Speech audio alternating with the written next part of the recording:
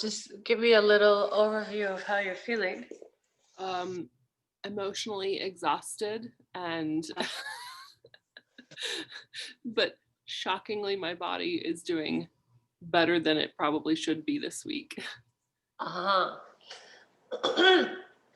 Sometimes our bodies respond to stress by sort of like rising to the occasion. You know? Yeah. It's kind of bizarre, but one of our survival mechanisms, sometimes like all the symptoms go away temporarily. Exactly. That's been yesterday and today. So I've been grateful for that, but know the underlying issues might be worse when I'm back. Are you in the studio? That's so awesome. Great. Yeah, I've been coming to the studio like a couple of days a week. Okay, so I'm going to give you an option, Cheryl, of either being in Supta Baddha Konasana, like Laura is doing, or low back Shavasana. Okay. So you could, so this is low back, pro low back Shavasana, with the tailbone angling down, head supported. This roll is for the ankles. You can turn your head to the side, and depending on the length of the bolster, or you could be in Supta Baddha Konasana. So prone low back Shavasana is more for, well, of course, low back issues, but also to calm and cool the nervous system. Supta Baddha Konasana is to bring spaciousness to the upper spine and also spaciousness to the abdominal region, among other things. So I think I'll try low back. Okay. But thank you for the description for both. That helped. Uh-huh.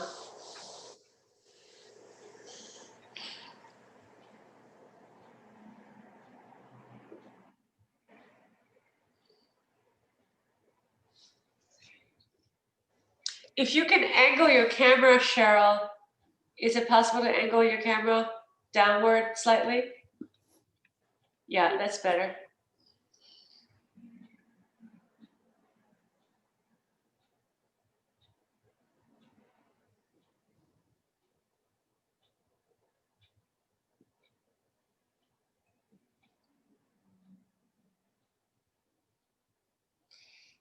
In prone low back Shavasana, see that the thighs are rolling from inside out.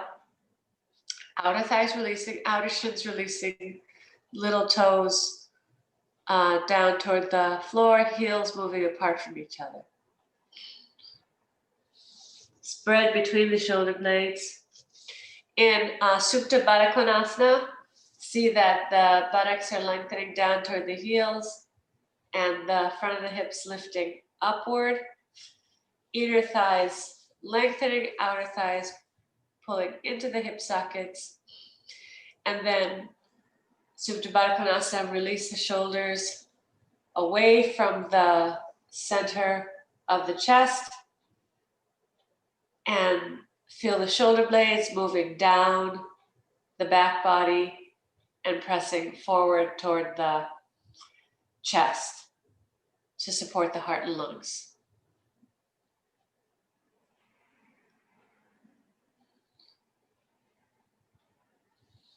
So we'll spend another minute or so here in your initial pose.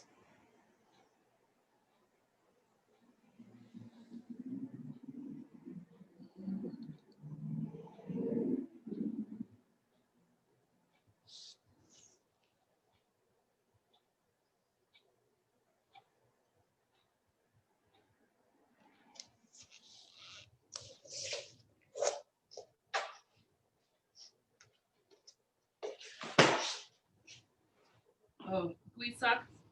Yeah? I forgot to say I'm on my period. Oh, okay. Yeah, this pose is fine.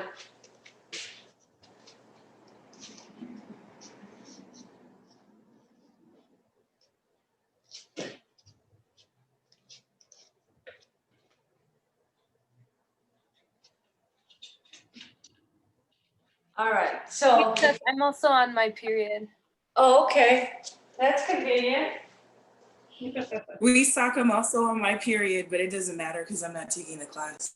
Okay. I'm glad that everybody, because it's new moon, right? It's new moon in Capricorn, I think. Yeah. So everybody's a new moon at the same time. Okay, so you can make your way up. Cheryl, roll to your side. Laura, you can press your hands into the floor and sit up. Then release the strap. Okay, so what do I have set up here? It's a version of Adho Mukha Svanasana. Okay, so you have your chair in the center of your mat, 2 blocks. If you don't have 2 blocks, you might be able to get away without them. And I put a blanket on top for padding.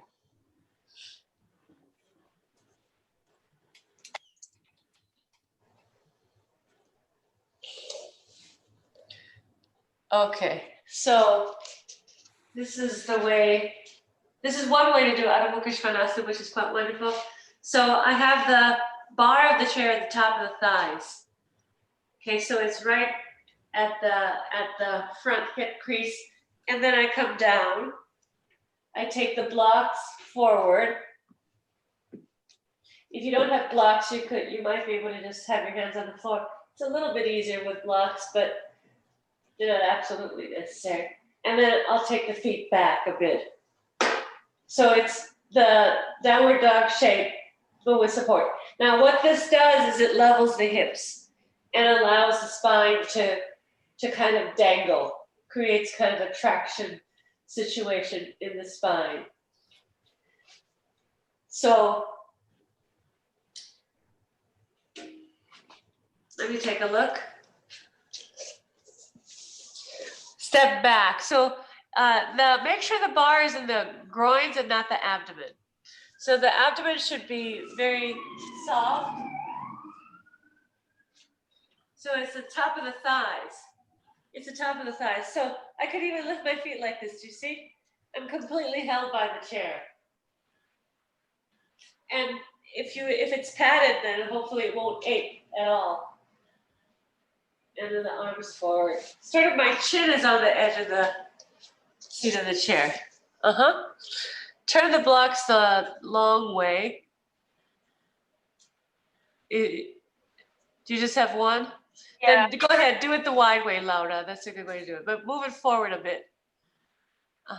Yes. Good. Good. Yes, that looks good. Walk your feet further back and be on your the balls of the feet. So really the chair is holding you. And so allowing that the top of the chair to level the hips. This is also really nice because most of us go through life with slightly asymmetrical hips, you know, and it's because we drive with one foot, or, you know, we favor one leg when we're running, cycling, walking, climbing, and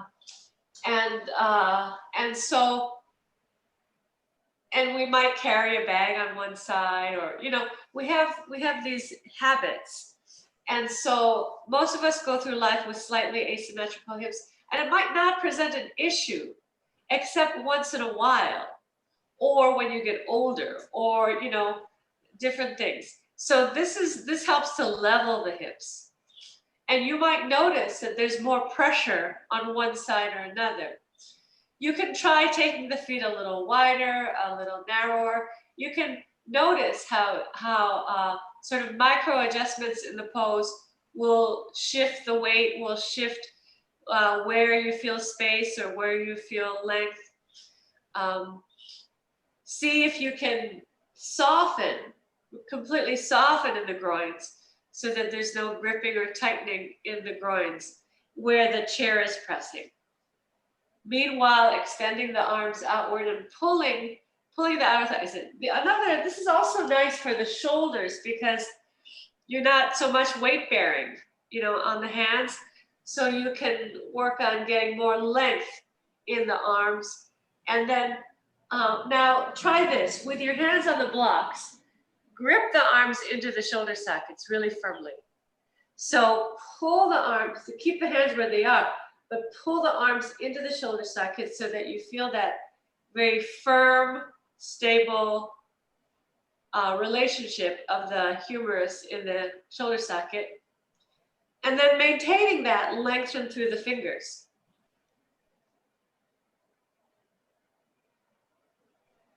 The legs, the thighs continue to internally rotate, so the inner thigh is moving back. Okay.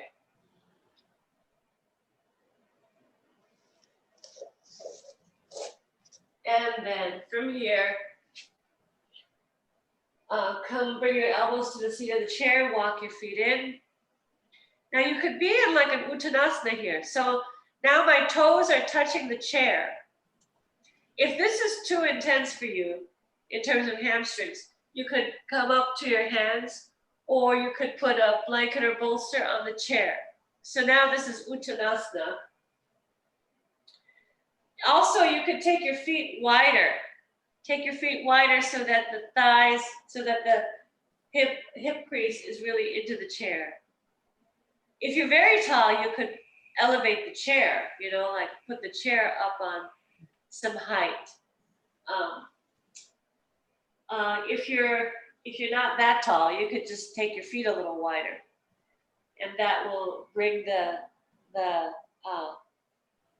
hip crease into the top of the chair. Now this also, you should be able to lift your feet off the floor. The chair is completely holding you.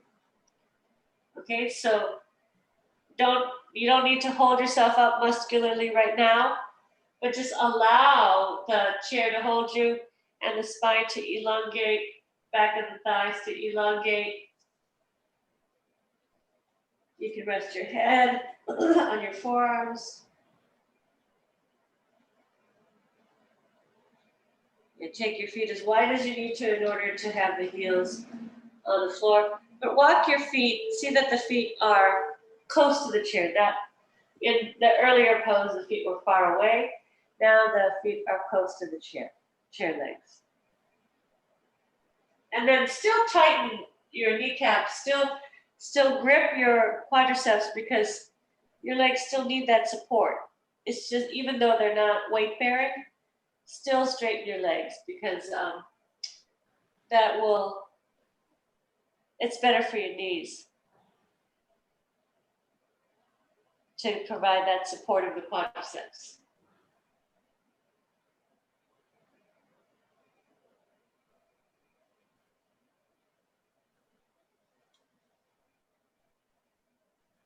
Now, these kind of supportive poses I find very soothing when we're going through intense turmoil like we are right now.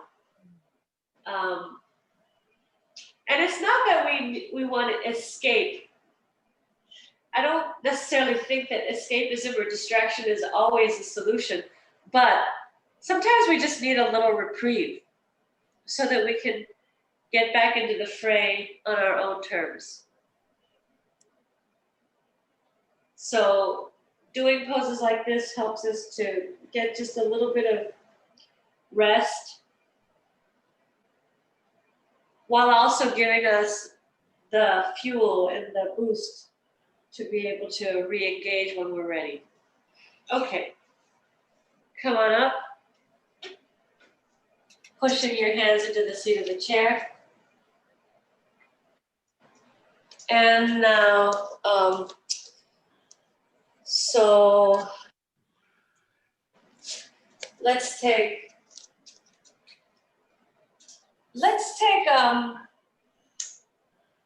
Pavanamuktasana. So now, let's see, I'm just trying to think of the best way. So I'm gonna turn and face the platform here.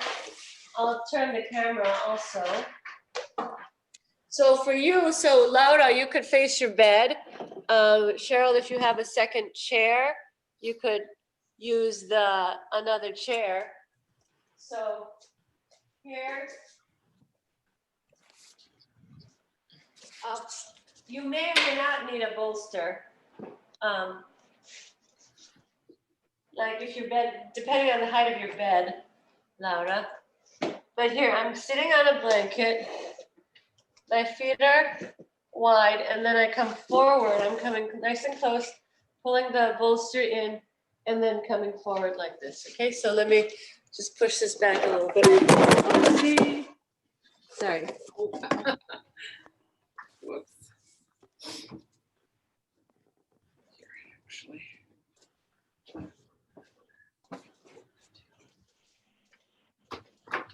Pavan Muktanasana. All right. Now we'll do Pavan Muktanasana, and then we'll go to the right for Parshva, and then go to the left. So I'm turning the setup about 45 degrees to the side. But first, just straight on.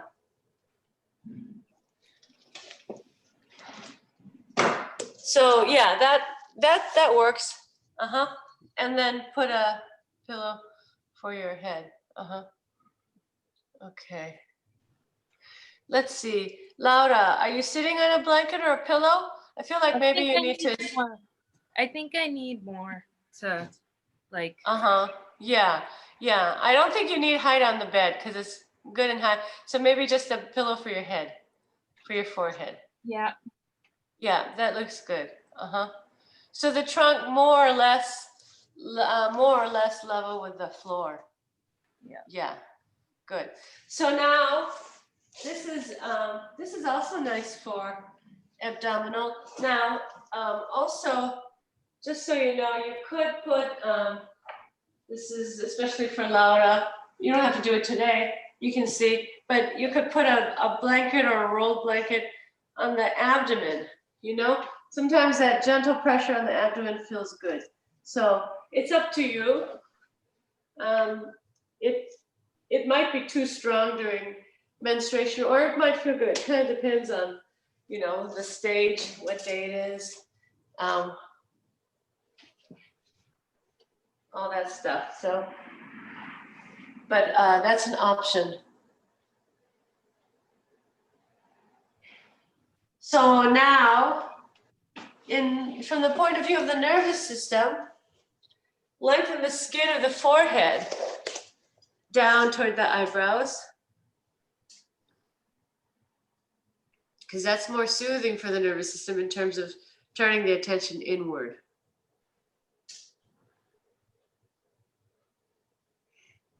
And then allow the back body to spread.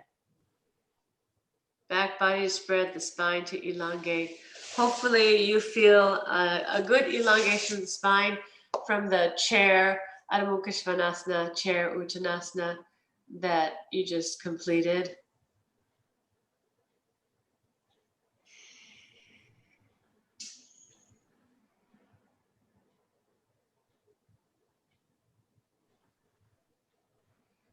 So this is one of the first aid poses for low back pain, sacral issues, getting nice and wide like this. Okay, so now take the bolster, or you don't have to. So Cheryl, you can just slant the whole bench 45 degrees to your right. So now lift, sit up, and then turn 45 degrees to your right, and then extend over. So diagonally to the right side. Yes, the hips stay where they are. Yes, good. And then rest your head. So now you should feel that whole left flank, the left side of the trunk, elongating. And maybe that left arm, left shoulder, also getting that outer shoulder getting longer. You might notice a slight compression on the right side, which is fine. Both compression and expansion are useful from a yoga point of view. The compression is useful for bringing circulation, for kind of stimulating that area. And then the expansion for creating more space, releasing any tightness. Okay, so then take one more breath and then come up and then turn everything 45 degrees. Come back to center, then turn everything 45 degrees to the left.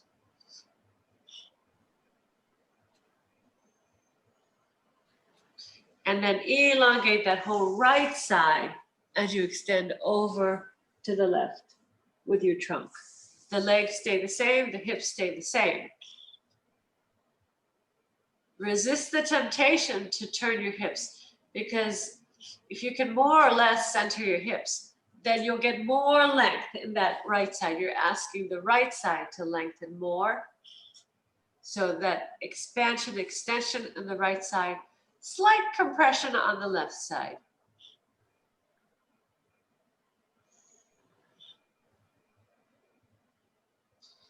This can also be wonderful during menstruation to alleviate cramping.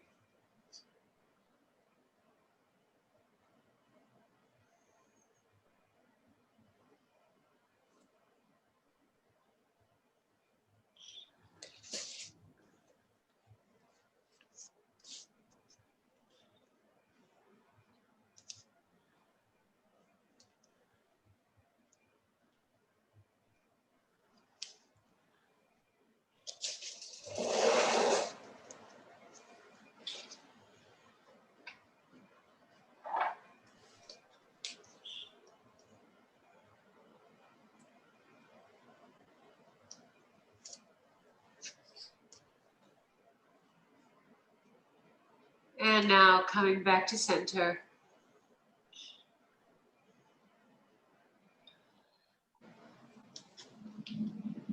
And then come up to your feet. So keep that set up, but now up on the feet and Prasarita Padottanasana. So it's the same thing, but with the standing up with the legs wide. Now here, I feel like I need to get a little extender for the bolster to make the bolster a little bit longer. So I'm putting blankets on the end here so that I can put my elbows on it, my arms on it, and rest my forehead on my forearms. Right? Prasarita Padottanasana. Let me see your setup. Yeah, that looks good. Yes, good. And this is, of course, one of the top poses, one of our all-time favorites for menstruation, also good for pregnancy without compressing the abdomen, of course. Really good for low back issues, really good for sacral, to level the sacrum. Here also, if you have cramps or digestive issues, you might find it beneficial to put a blanket or a roll under the abdomen. You can experiment with that, but sometimes that gentle compression can be very soothing.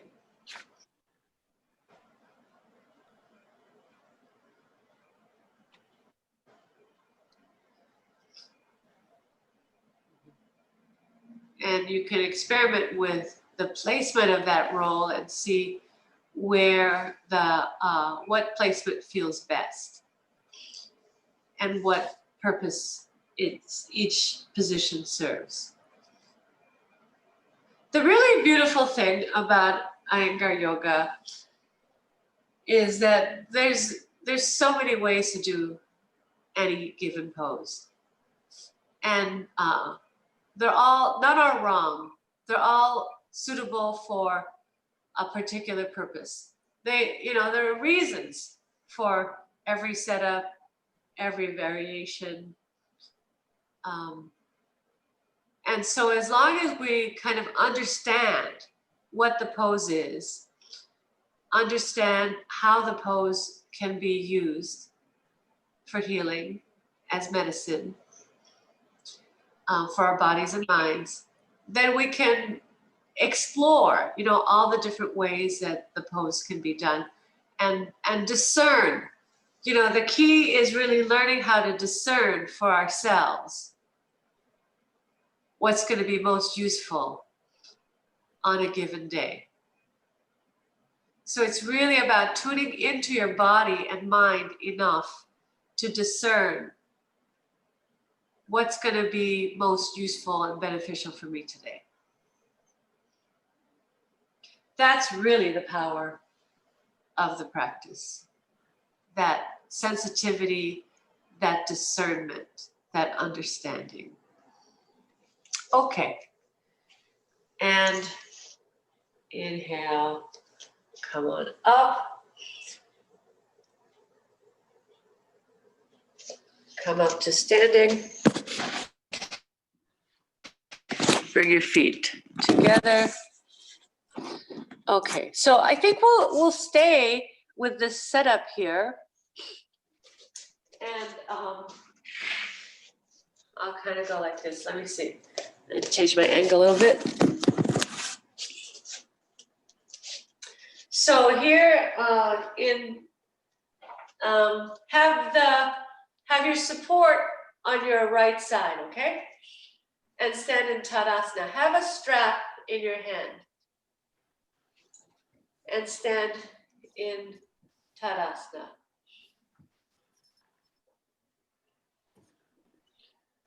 So I've got the platform and the bolster on the platform. The height here it kind of depends on you, but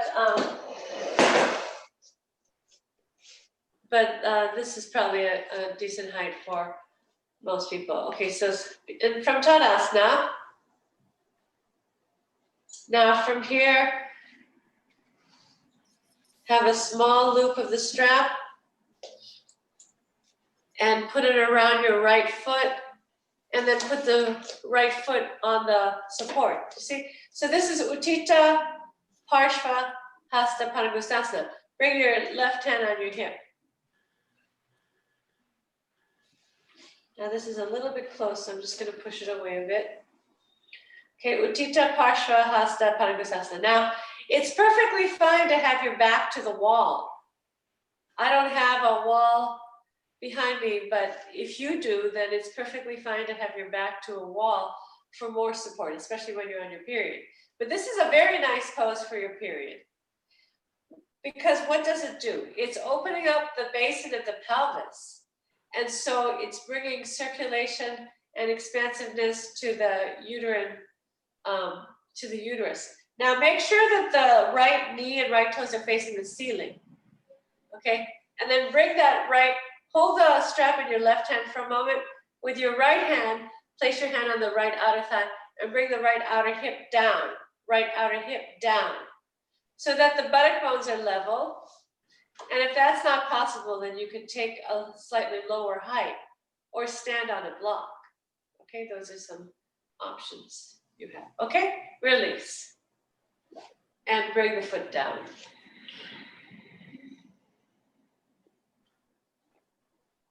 Yeah. Okay, so now turn around. I'm not gonna stay turned around, but just turn around so now your left shoulder is facing your support. Left shoulder facing the support. Good. Then put the strap around your left foot and take the foot up onto your support. See that the toes are facing the ceiling, the left knee facing the ceiling. Bring the left outer hip down, yes. Keep lengthening the buttocks down toward the right heel, rotating from the root of the left thigh, turning out. External rotation of the left leg. Left outer hip down, and then chest up. Bring your right hand on your hip so that that whole right side you can really establish Tadasana on that right side in order to stabilize the pose. And then give a little pull of the hand on the strap to encourage that outer thigh, left outer thigh, to pull deeply into the hip socket. So left outer thigh snug into the hip socket.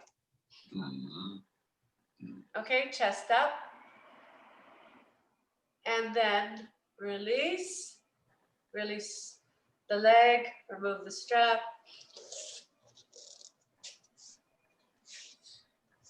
Okay, come to the first side. Okay, so now let's just do this. Take your right foot up, just leg bent. Right foot up, okay? And then turn the right thigh out. You can use your right hand to turn the right thigh out, external rotation, to open up the right inner thigh, right in front groin, okay?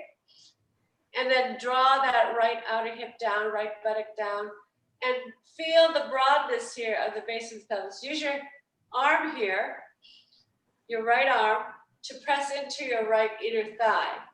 Good. Now, try straightening the leg. We'll just do without the strap right now. Hands on the hips. Yeah, both hands on the hips. And then straighten and then lengthen through the inner thigh.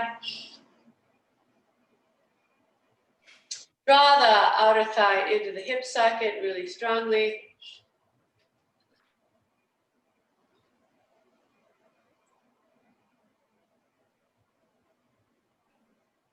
Stand tall on the left side, left leg.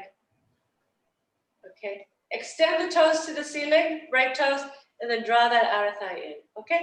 And then bend the leg again. And step down.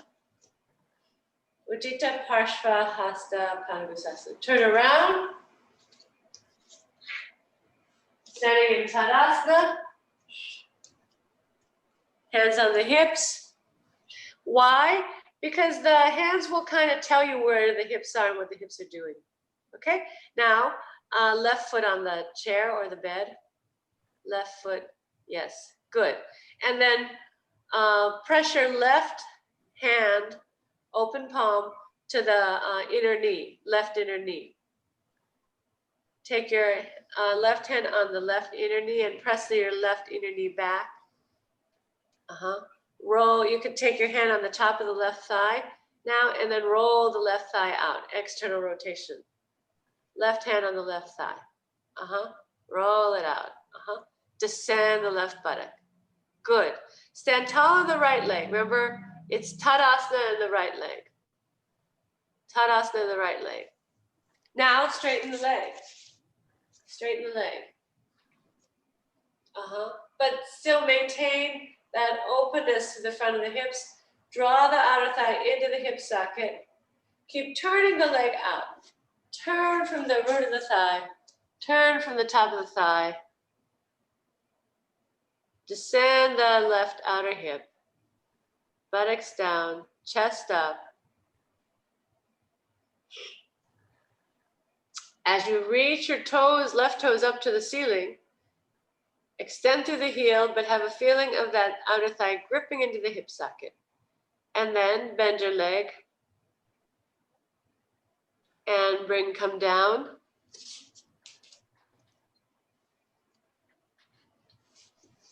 And then take downward dog. So I have my hands on the platform. You can have your hands on the bed or on the chair. You can have your chair against the wall. Adho Mukha Svanasana. One more time.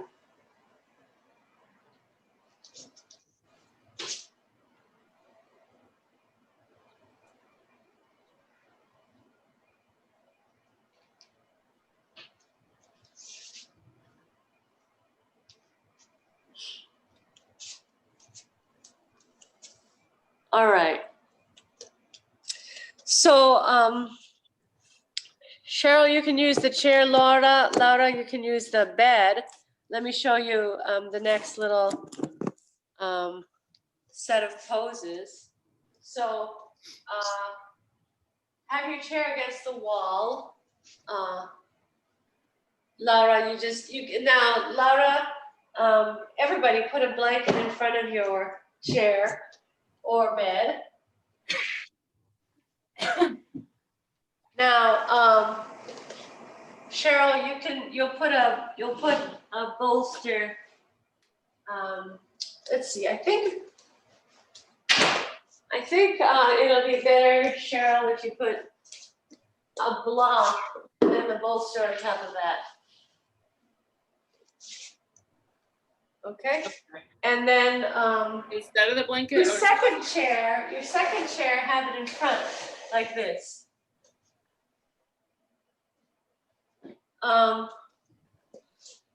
So can you see? Let me see if I can improve the angle here.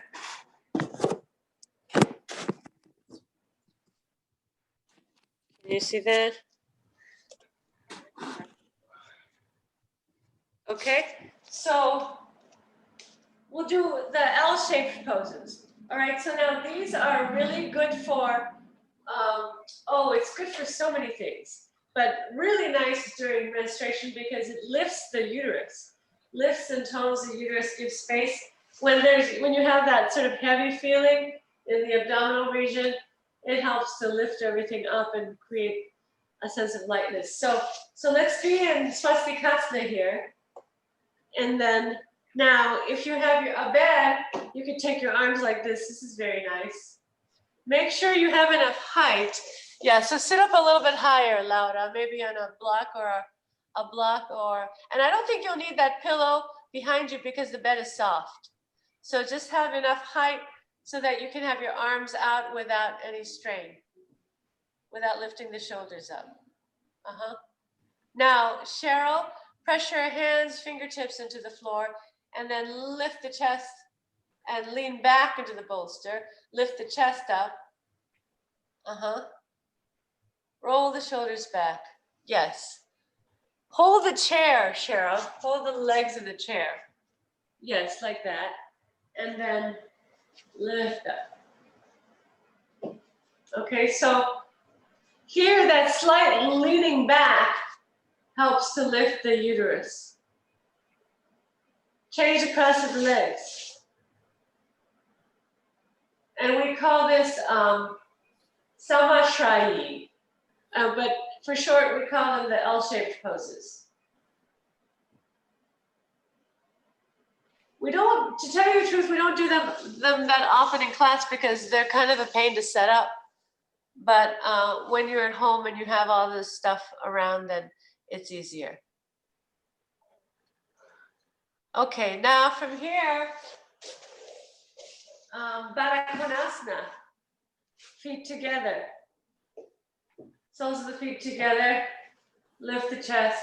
Now,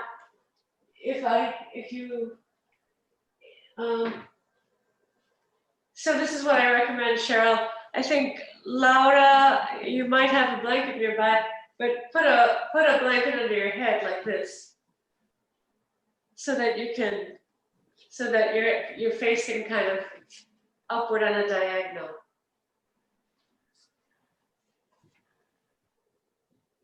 All right, now Upavishta Konasana, legs wide. You can do all the leg positions here. It's quite nice.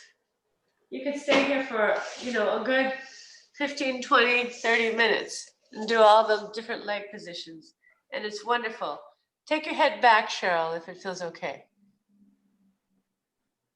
Yeah, like that. So that the back of so that the throat can open up.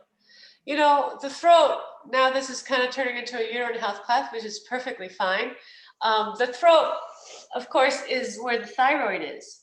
And so when you create that spaciousness for the throat, then you're helping to balance the thyroid.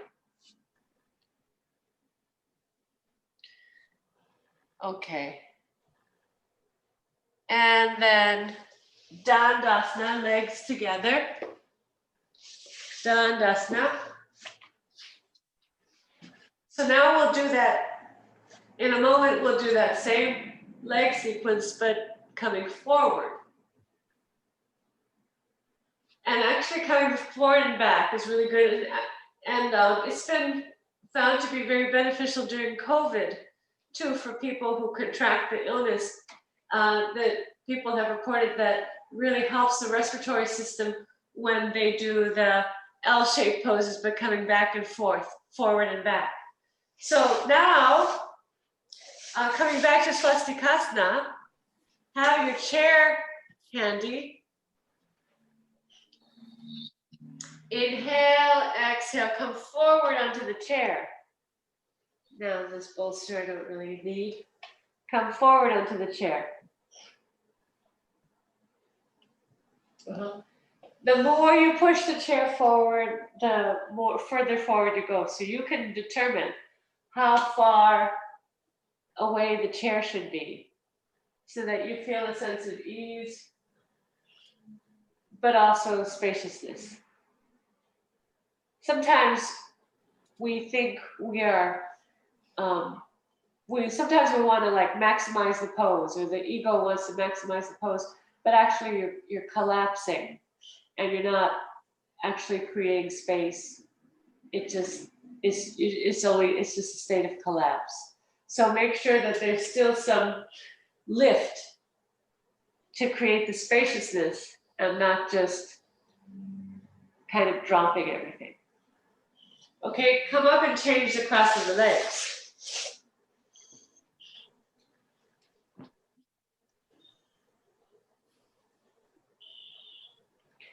And take a few breaths. You know, like I said, we could spend 15, 20, 30 minutes on the L-shaped poses, and we don't have time today, but hopefully all of these poses, these classes, hopefully you use class to plant seeds for your own practice, you know, because we don't necessarily go to class every day, but we do have the opportunity to practice every day. So class should be a supplement to practice.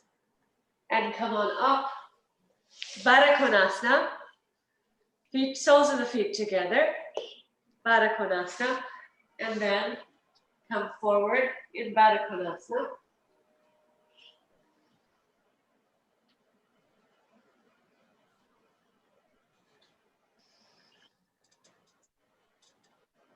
So this might be challenging in terms of that. You need a lot of external rotation in the thighs here, and then the gripping of the outer thighs into the hip sockets. Use as much support as you need in order to create a sense of spaciousness in this pose. So what do I mean by that? The pelvis has to tilt forward a bit, right? So you might need quite a bit of height under the hips.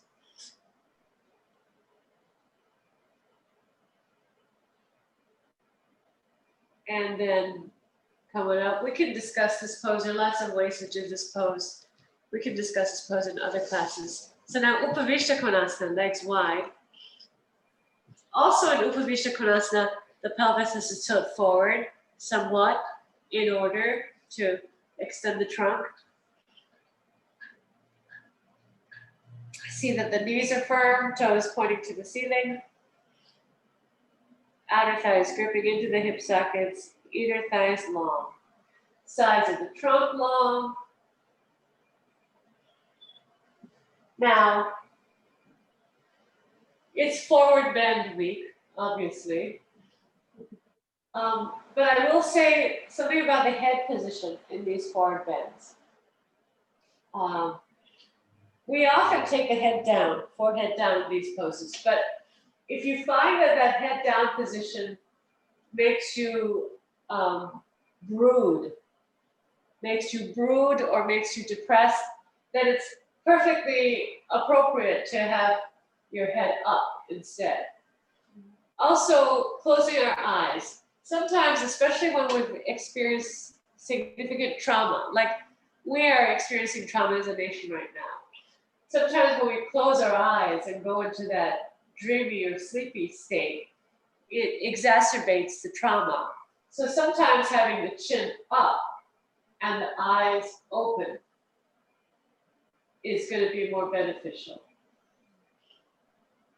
And then come on up. Just be very noticing of these things so that you can determine for yourself what is effective and what is not. Okay, so now legs are straight in Dandasana. You can take your feet wide, however, especially if you're on your period, take your feet hip width. And then inhale, exhale, come forward. And this is a lot on the hamstrings. So pull the chair in as close as you need to in order to be able to stay for a minute or so. And of course, on your own, you can stay in each position for 2 or 3 or 4 or 5 minutes, up to you. But today, we're just gonna kind of touch and go in all these different positions so that you have them in your repertoire, so that you know these poses. There's also a version of this pose. So what we are doing today is Samashrayi, which is more or less upright. But there's also a version of this pose that we call Upashrayi, where it's more lying back. So sometimes that's useful for certain conditions. You can experiment with both. If you're going to be doing the lying back pose, then you would probably want to have more height under your hips. And then come on up.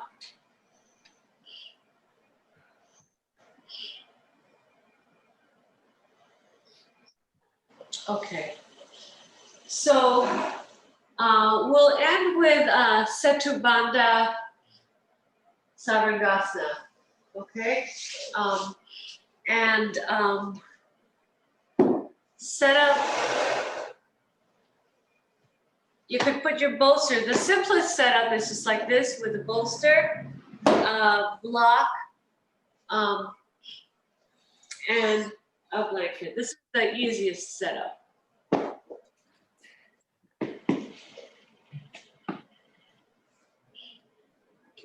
And a wall is nice, but it's not absolutely necessary. We have to push against the wall, right? Say it again. We push against the wall with our feet, so we don't want to be on the mat. Is that correct? Better if you don't use the mat, because then you can slide.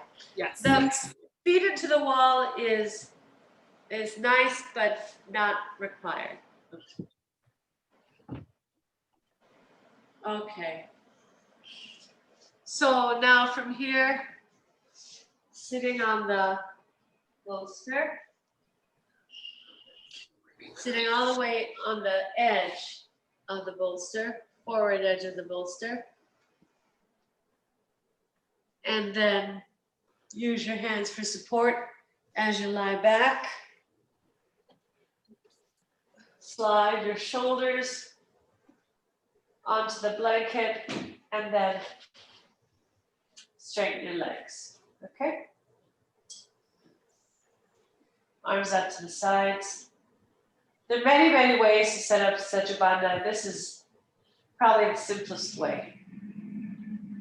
And also a nice version for menstruation. I'm going to come out so I can watch you. Yes. Now, Laura, I don't think you'll need a blanket under your shoulders. Okay. I think you can get rid of that.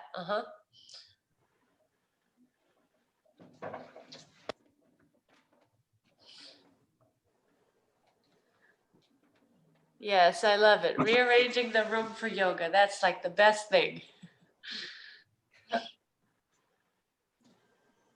Also, my legs are a lot longer than my torso. Yeah. Yes, good. Very nice. Very nice. Okay, so descend the shoulders, soften the throat, soften the face. Now, this pose hopefully is creating the same effect as the L-shaped poses in terms of elongating that abdominal region, creating space for the uterus, lifting and toning the uterus. So we don't often hear that terminology of toning the uterus, but really all of the organs in the body, think about it, all of the organs in the body have muscle tissue. And so, well, I don't know if it's accurate to say all, but definitely like the heart is like almost all muscle. And the uterus has some of the strongest and largest muscles of the whole body. And so during menstruation, the uterus is contracting and in order to expel the endometrial lining. And so those contractions, we want those contractions to be efficient, effective, and painless. And so when the muscles are strong, then this contracting and expelling, it's not going to be painful. But if the muscles are not working in a coordinated fashion, if there's some other issues going on, then you know, it might be quite uncomfortable. Then of course, childbirth, you know, is a whole other layer of uterine contraction, whole other story of uterine contraction, where we want the muscles to work in a really coordinated, effective way. So I would say for all of these organs, you know, like toning the muscles of the organs is gonna help us to feel healthier. It's gonna help our body to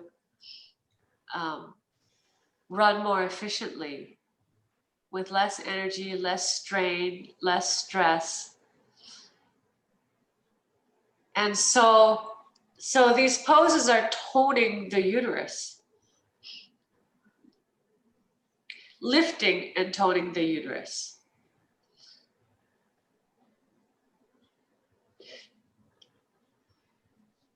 Now also, since this is a spinal health class, then also you can think about the low back widening and the buttocks lengthening down toward the heels. And then the shoulder blades, picture the bottom of the shoulder blades pressing into the back ribs to spread the chest more open and to support the heart and lungs. Broad across the collarbones.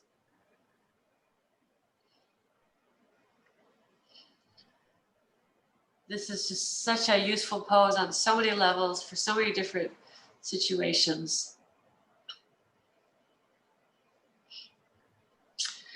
I hope that you know, your experience of Iyengar yoga helps to really cultivate the understanding that yoga is medicine, more so than fitness. That fitness is a side effect of health, but fitness in terms of like, you know, the commercial definition of fitness is not necessarily health.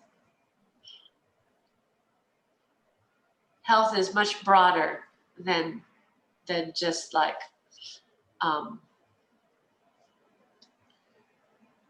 the kind of bodies that you see in advertising.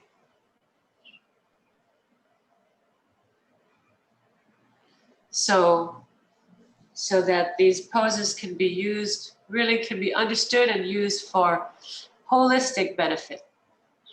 Also, mental health, not just physical and physiological health, but that really understanding the whole body-mind matrix and applying the understanding of asana and the other limbs of yoga to the health of the entire organism.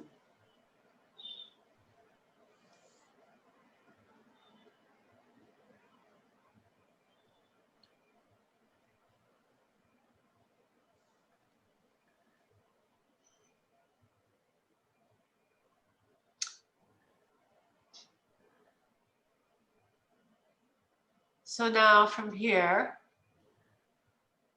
bend your legs, bring your feet to the floor, slide down toward the head side. You can push your bolster or blankets toward the foot side. And then you can turn the bolster sideways and lie on your back for Shavasana. So take it out, and rest. Okay, make sure you're warm enough. Make sure you're settled. Glasses off, so that you can quiet the senses and not be tempted to push outward into visual stimulation, but to withdraw the eyes now.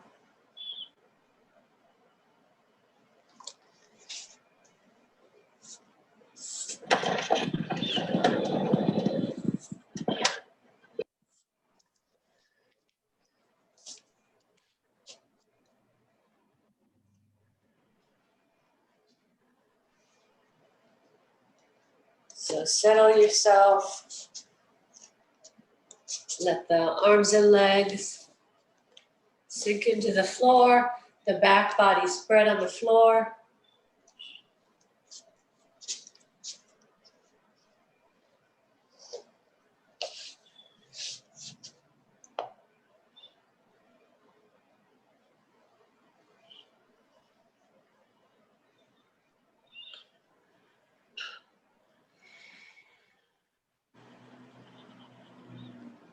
Observe the breath.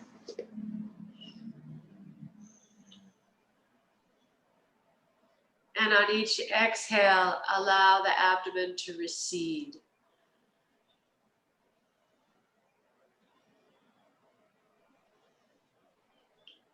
Allow the exhales to get just a little longer.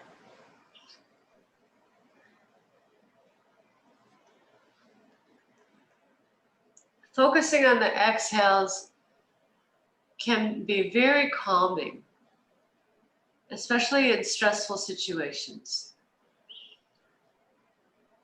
You just very gently elongating the exhales through the nose in a stressful situation can immediately bring the temperature down. Immediately bring you into a calmer state. So the breath is incredibly powerful that way. So here, just let the exhales slow down a little bit.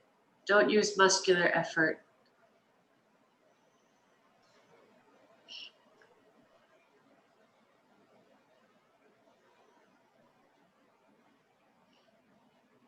And slowing and calming the nervous system down just that little bit can help sort out, can create space in our minds and our bodies so that we can discern what the next step, the next action may be. And we don't have to think about it. You don't think about it now, but it just creates that space and that possibility for things to become more clear.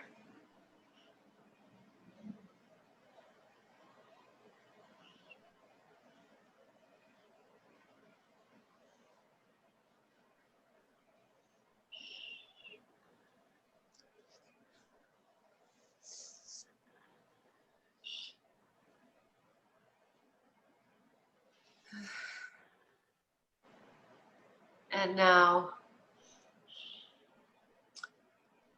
on your next exhale, fold your hands in onto your trunk. Now, I'll just say if you want to stay here longer, no problem.